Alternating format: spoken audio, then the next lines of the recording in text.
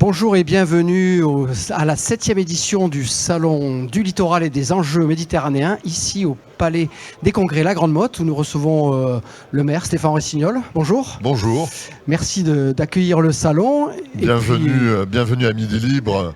Et je salue ce retour de ce Salon du Littoral ici dans ce Palais des Congrès à La Grande Motte.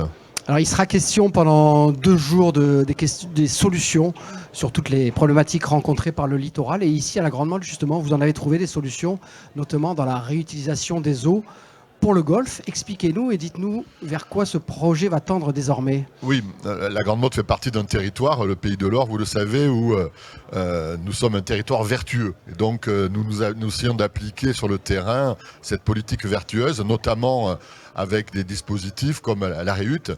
La REUT, c'est la réutilisation des eaux usées de la station d'épuration.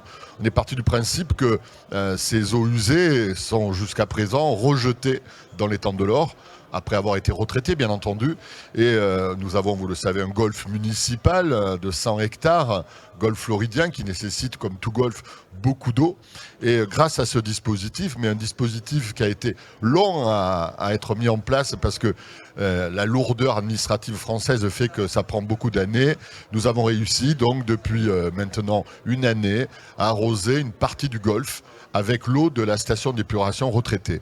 Après de longs travaux, c'est 250 000 mètres cubes d'eau qui sont aujourd'hui économisés grâce à ce dispositif, alors que jusqu'à présent, c'était de l'eau brute qui était utilisée pour l'arroser.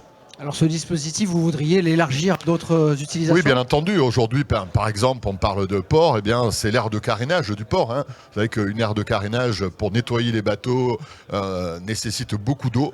Eh bien, nous sommes aussi en train de faire des démarches depuis un certain temps pour obtenir l'autorisation de nettoyer les bateaux sur l'aire de carénage avec l'eau de la station d'épuration.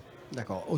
Les autorisations, c'est un peu compliqué. Il y a quelques lourdeurs administratives. C'est compliqué. Alors, l'ancien gouvernement a souhaité simplifier les démarches, mais elles sont encore longues. C'est la France, malheureusement. On ne désespère pas. Il y a un autre projet qui aussi illustre un peu ce que peut faire la Grande Motte en tant que commune vertueuse, c'est la thalassothermie. En effet, là aussi, un dispositif innovant. Il y a très peu de villes qui ont lancé ce dispositif. Nous sommes parmi les premières. Donc le principe, c'est qu'on va aller puiser l'eau dans le port de la Grande Motte et à travers des tuyaux, 4 km de canalisation qui vont être déployés, qui ont commencé à être déployés depuis un an maintenant. Les travaux ont commencé en septembre 2023.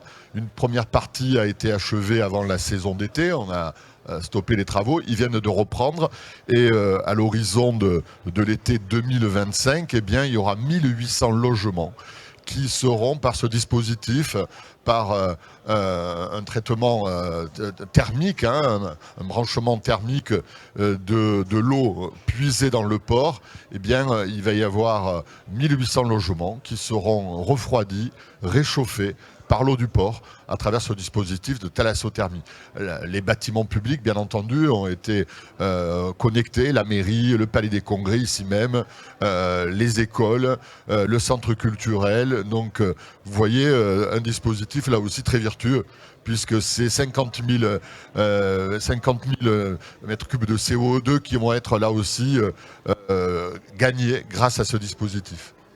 Très bien, donc tout son sens aujourd'hui pour la Grande Motte d'accueillir le Salon du Littoral. Tout son sens, on est ravis après 2 années où il était parti ailleurs, de le retrouver bien entendu.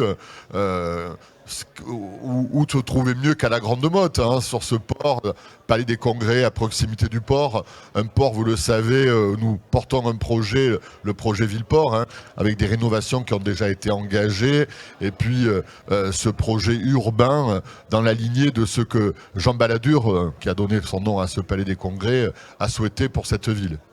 Monsieur le maire, merci et bon salon. Merci à vous et bon salon pour ces 2 journées ici à la Grande Motte. Merci.